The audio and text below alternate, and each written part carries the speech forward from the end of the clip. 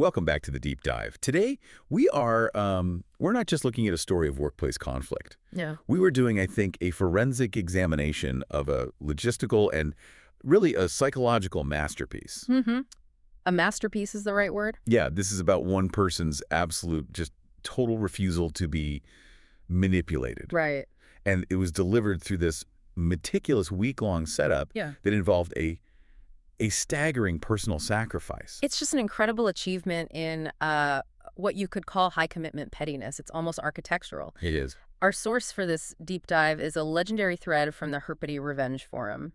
And it's one that clearly resonated with thousands of people who've, ever felt overlooked or just taken advantage of at work. Okay, so the core conflict, the absolute hook that just grabs you is this. Get this. The poster, who goes by Uppig Tuthani, deliberately committed to a full hour-long, highly inconvenient commute. An hour. An hour.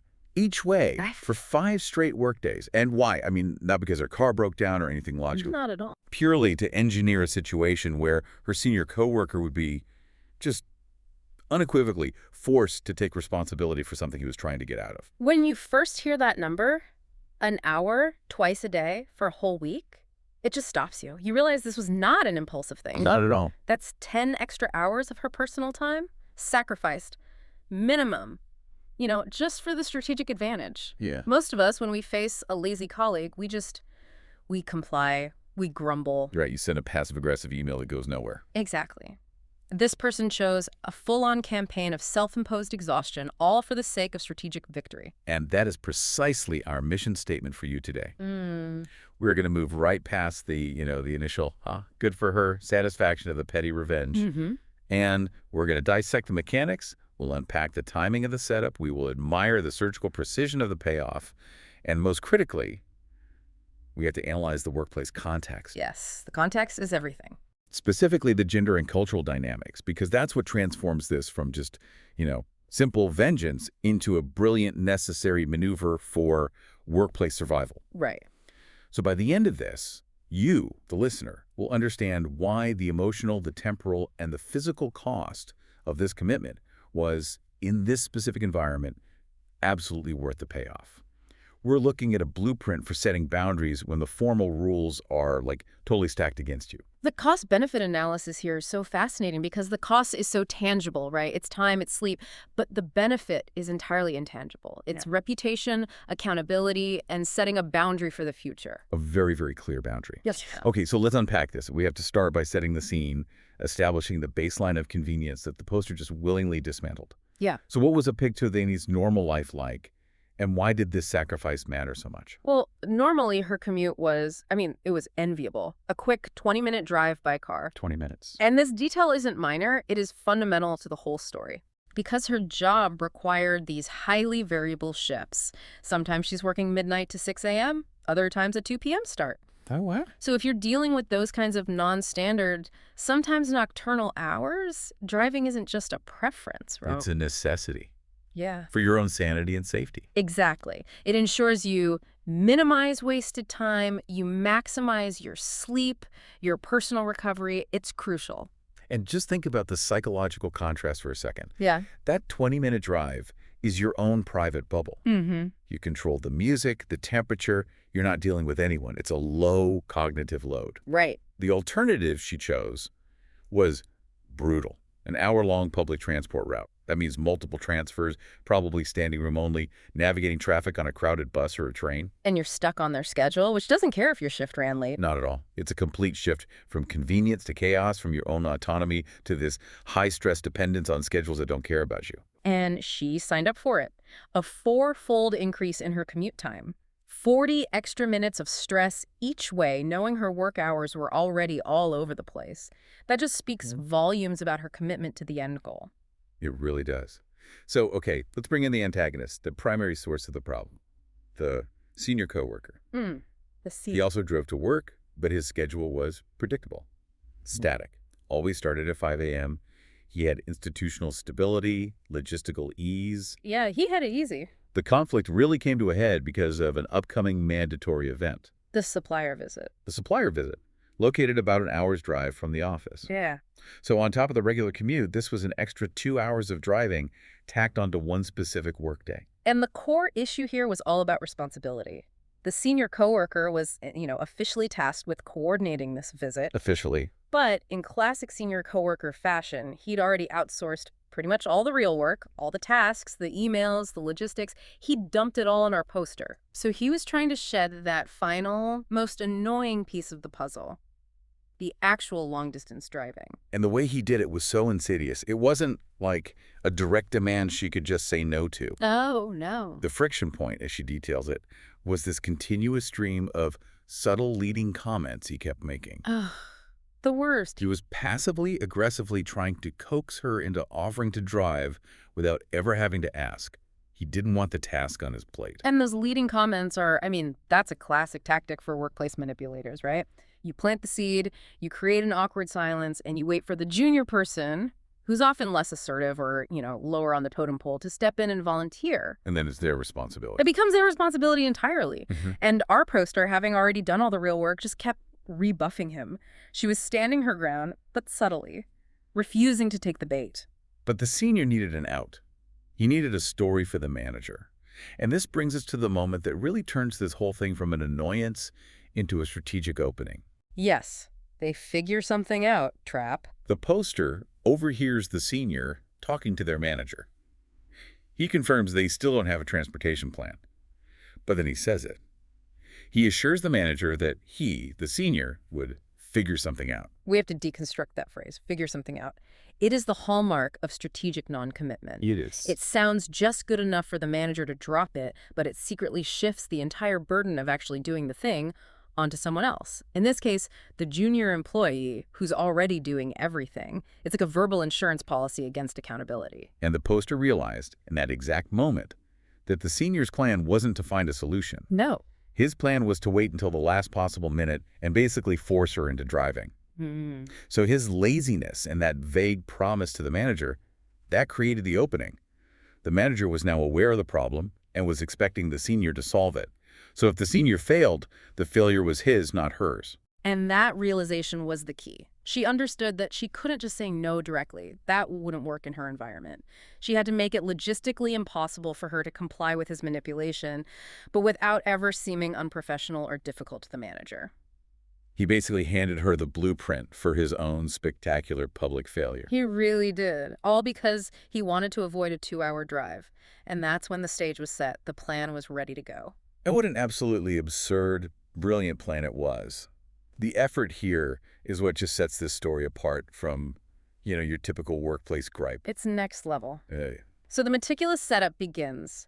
A full week, 5 working days before the supplier visit, she just stops driving. Completely. And fully embraces the hour-long, multi-transfer public transport saga. Let's really talk about the cost of that. It's 5 extra hours of travel, but it's so much more than just time, isn't it? It's quality of life. Oh, absolutely. Let's analyze the physical and psychological toll here. Your normal drive is 20 minutes, so you can leave maybe 25 minutes before your shift starts. If your new commute is an hour on public transport, you have to leave, 65, 70 minutes before your shift to account for delays, walking, transfer. Easily, yeah. That means waking up at least an hour earlier every single day. And if she was on one of those midnight shifts, you're losing sleep at a really crucial time. And that loss of an hour of sleep 5 days in a row, it compounds. It's not linear. It creates cognitive fog, physical fatigue, and yet she endured all of this for strategic justice. The dedication is just astonishing. It reframes the whole conflict. She was willing to suffer a major inconvenience now to prevent being exploited later. Which is such a powerful move. And she gave this fascinating self-justification for it, which I think is a classic piece of emotional regulation. She said the extra commute didn't bother her because she saw it as an opportunity to catch up on podcasts. Right. So let's dissect that. Is this a genuine benefit, or is it a brilliant, totally necessary rationalization to keep herself going? I think it has to be both, but probably weighted more towards rationalization. I agree. True dedication needs that kind of mental reframing. If she woke up every morning thinking, I'm sacrificing my sleep just to get back at this lazy guy, the whole thing would be emotionally draining. It wouldn't be sustainable. Exactly. But by telling herself, this is my quality podcast time, this is me time, she converted that pain point into what feels like a benefit. I'd argue it's fundamentally a cognitive trick. Mm. I mean, if she just wanted to listen to podcasts, she could do that on her 20-minute drive, right? Mm-hmm. Or while going for a walk. Or while walking. The hour-long, frustrating ride introduces all these variables, noise, traffic, no seats, that make it hard to really concentrate. The primary benefit was creating a rock-solid, verifiable alibi. The podcast thing was the psychological paycheck she gave herself to tolerate the sacrifice. And that psychological commitment is so key. It really highlights how high the stakes were. The annoyance from the senior must have been so persistent, so egregious, that 5 hours of lost sleep was an acceptable price to pay to permanently change their dynamic. This wasn't about a mild annoyance. No, this was about systemic disrespect that needed a systemic response. Exactly. So 3 days into this self-imposed saga, the manager, predictably, notices the change. I mean, a shift from driving to public transit, especially where driving is the norm, Yeah. it's impossible to miss. Right. And this is where the lie comes in, the genius of the narrative she created. It's so good. It wasn't some clumsy, easily disproven excuse like, oh, my car broke down, which might make her look irresponsible. She fed the manager this complex, believable, and utterly charming false story. She said she had lent her car to her visiting brother and his girlfriend so they could go sightseeing. It's a masterful narrative choice for, like, 3 specific reasons. 1, it signals she's generous and helpful, a positive trait. That's huge. 2, it implies the situation is temporary and totally outside of her control. It's a family obligation, not a work problem. Right. And 3, it provides a visible clock. The brother will eventually leave. It's the perfect, temporary, guilt-free alibi that gets sympathy, not suspicion. If she had just said, oh, I've decided to take the bus, the senior could have easily come back with, well, then you can just drive for the visit. Of course. But with the brother's story, she took her vehicle completely off the board. It was an unavailable resource because of a positive personal obligation. It makes any insistence from the senior seem cruel and totally unreasonable. But the truly official trap, the move that weaponized the lie, was the email. The email. She didn't just stop with the verbal story. She drafted a formal email sent to the manager and the senior, asking the supplier directly about their transportation options and the required arrival time. That email was the smoking gun. By formally looping in the supplier and putting the question in writing, she did 2 things. First, she showed she was being meticulous with the task she was assigned, the coordination. Right. She looks super competent. Super competent. And second, she officially communicated, in a way that's totally irrefutable, that transportation was still an open problem that she could not solve. And that forced the logistical failure right back onto the senior, the guy who had promised the manager he'd figure something out. The manager's reaction was immediate and, let's be honest, highly satisfying. Oh, yeah. The Post says the manager was livid, not with the logistics, but with the senior. The manager demanded to know if this complete lack of a plan was his idea of figuring something out. And that anger from the manager just confirms how successful the whole maneuver was. Totally. The poster was seen as the diligent coordinator who was struggling with a personal inconvenience but was still trying to solve the problem by emailing the supplier.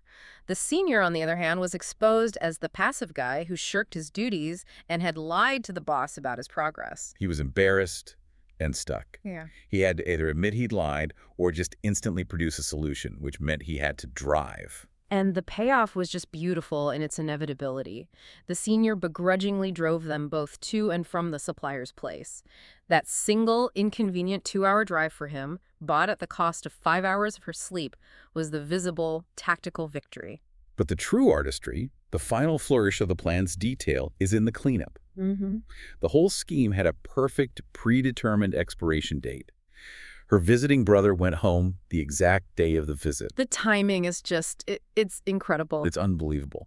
The very next day, she miraculously got my car back and went right back to her normal 20-minute commute. Yeah. The whole week of struggle just vanished overnight. It confirmed the lie to the manager. See, it was temporary, just like I said, Yeah. and it prevented any follow-up accusations from the senior. That precision timing is what transforms this from just, simple revenge into a fully executed, airtight strategic operation. It's the difference between a messy prank and a surgical strike. Exactly. Every single detail was accounted for. It minimized her risk and maximized the exposure of his failure. We have to shift gears now, because if we only focus on the logistics of the plan, we miss the real stakes here. Right. The poster added some crucial context later on. in edits to her post.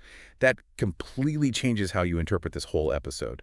It moves it beyond just pettiness and into pure strategy. It really does. And that crucial context is all about the poster's identity and her work environment.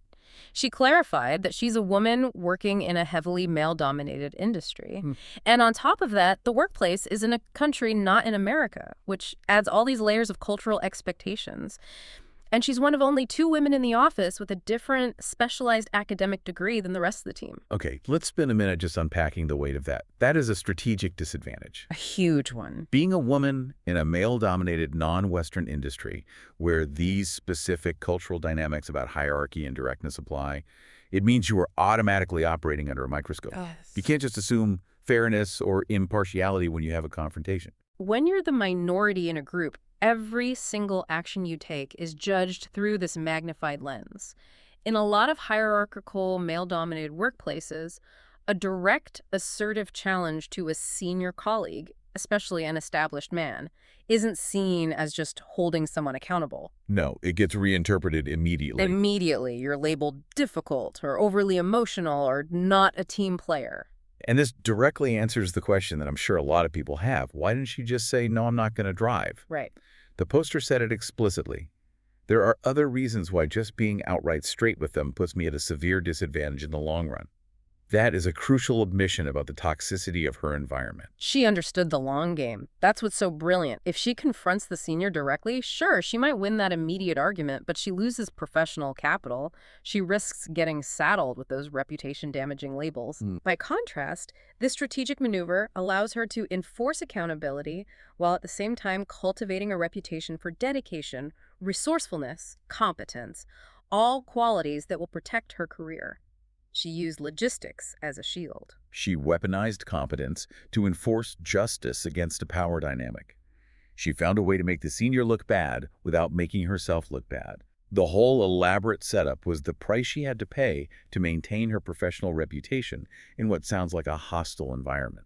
And she also says it very plainly, that this is a toxic workplace. And critically, she noted that this exact type of behavior, this strategic maneuvering, this calculated setup, is truly par for the course in her specific industry and her country. That phrase, par for the course, is so informative. It tells you everything. It implies that these subtle, manipulative games are the accepted rules of engagement. In an environment like that, if you try to rely on formal procedures or direct, healthy communication, you lose.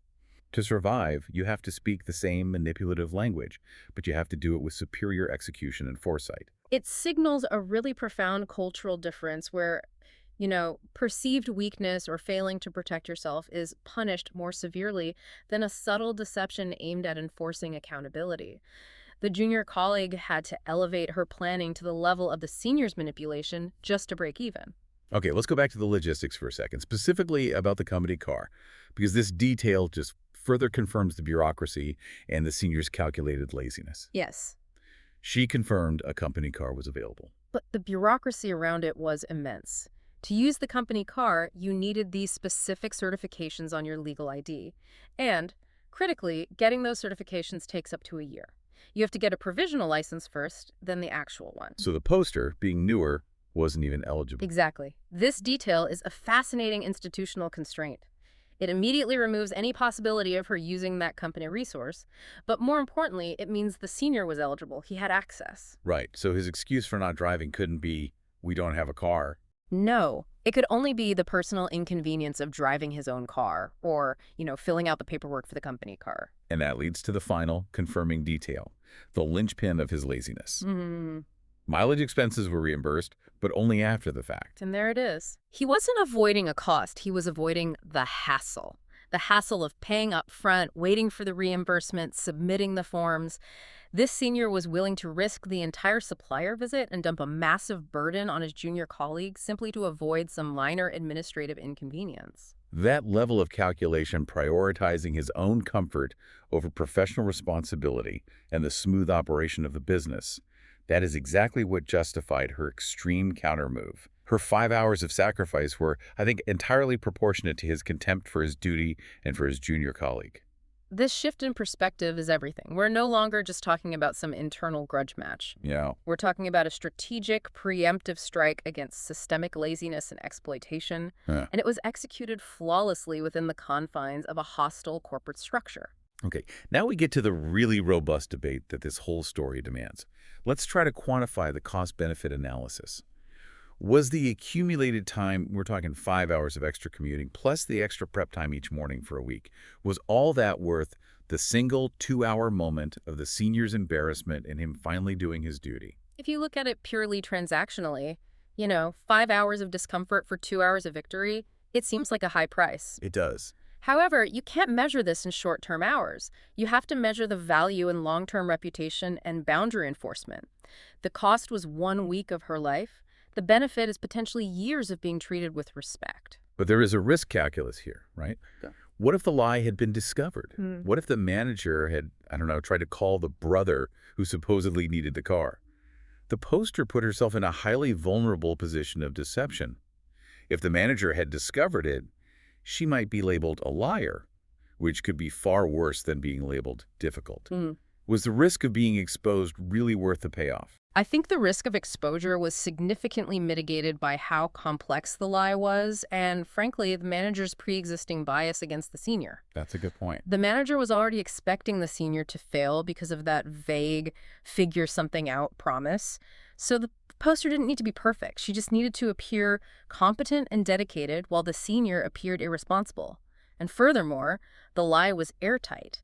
The brother left the day of the visit. The timing was perfect. The timing was perfect. It eliminated any suspicion once the mission was accomplished. Okay, so you see the risk is calculated and acceptable. I can concede that point on the timing. Let's move to the most difficult aspect of this for me. The strategic necessity of the lie. Is lying to your manager about the visiting brother, the car, is that a necessary and therefore acceptable tactic when your goal is to enforce justice against a manipulative senior? I think we have to divorce this from a standard moral framework and analyze it purely as a function of the adversarial workplace culture she was in. In a toxic environment, the formal mechanisms for justice are often broken. The senior was already manipulating the situation by trying to shirk his duty through passive aggression. The poster used a carefully calibrated deception to counter that existing manipulation. Her lie was actually designed to benefit the company by making sure the visit happened smoothly and to enforce fairness. So it's a tool of last resort when directness gets you punished. Exactly. The lie gave her the professional distance she needed. It allowed her to say, I am the victim of circumstance, not the perpetrator of conflict. If she had just made up a logistics problem, the manager might have just told her to solve it. But by framing it as a positive personal obligation, the brother needing the car, she created this immovable constraint that forced the senior to act. This is what elevates the whole thing from petty revenge to workplace strategy. Yes. She didn't complain, she didn't accuse, she didn't use hostile language. She just presented an insurmountable logistical reality that she herself had manufactured and that forced the senior's lack of planning right into the manager's line of sight. And the manager's role in the success of this plan, it really can't be overstated. No. The manager became livid with the senior. Why? Well, because the manager was put in an embarrassing position, right? Exactly. The poster's email to the supplier made the problem official and external. If that visit had been jeopardized, the manager would have looked incompetent to the supplier. Right. So the scheme successfully exposed the senior's lack of foresight, his willingness to let the ball drop on a critical event, and it forced the manager to address it directly and severely.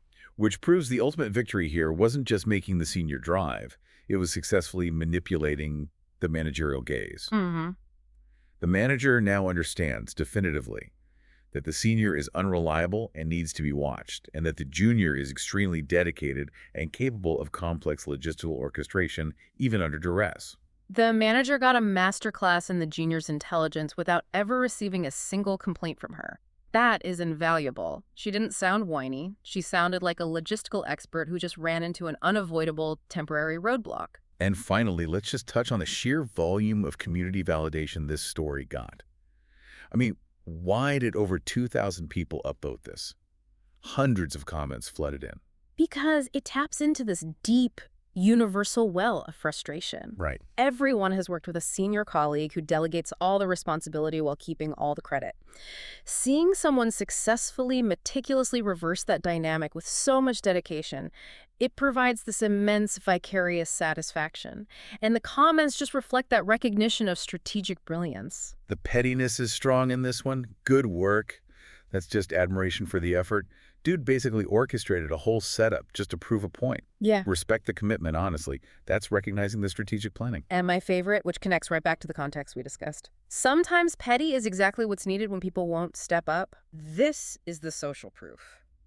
When institutional fairness fails, strategic self-advocacy through these non-confrontational means becomes the accepted path to justice. The dedication, the timing, the execution, it's just a high watermark for strategic professional maneuvering in a toxic environment. She spent 5 hours of her life planning and executing this, Right. and the community recognized that commitment as a sign of really true integrity in the face of institutional rot. So, to synthesize the takeaways here for you, the listener, this story really demonstrates how personal inconvenience, even severe inconvenience like doubling your daily commute, can be strategically weaponized. It's a playbook for enforcing accountability, especially when you're operating from a position of strategic disadvantage. Like being a woman in a male-dominated non-Western industry where direct confrontation is basically career suicide. Exactly. The lesson is so clear. If you can't rely on institutional fairness, you have to create a strategic reality that forces fairness upon the system. The week-long hour commute was the necessary price of admission for her to establish an immovable boundary. And that boundary will likely result in a lifetime of future respect, or at the very least, future avoidance from that senior coworker. She taught him a lesson that was too painful and too public to ever be forgotten. And we have to give a final nod to the poster's own reaction when she edited the story later to say, "I can't believe this post will be my legacy, damn." It's a legacy of genius and tenacity. And that brings us to our final provocative question for you to mull over. We established that the manager was livid with the senior, not the poster. So was the true long-term success of this operation just proving a point to the senior coworker? Or was it actually sending a much clearer, more strategic warning signal to the manager about the poster's own commitment, her intelligence, and her capacity for sophisticated high-stakes maneuvering? And just think about the career implications of that message. What are the long-term effects of being seen not just as a competent employee who gets her tasks done, but as a highly strategic colleague? Someone who, if pushed or taken advantage of, will dismantle a problem and expose a flaw with military-grade precision, all without ever appearing confrontational. Is that the kind of reputation that serves as a permanent protective shield? Or does it potentially make the poster a new, more subtle target for those who might fear that level of intelligence? That is the high-stakes, strategic tightrope walk of high-commitment pettiness. The knowledge gained from this deep dive is yours to apply. We'll leave you to consider that on your next quick 20-minute drive, or maybe your 1-hour public transport ride. Thanks for joining the deep dive. We'll see you next time.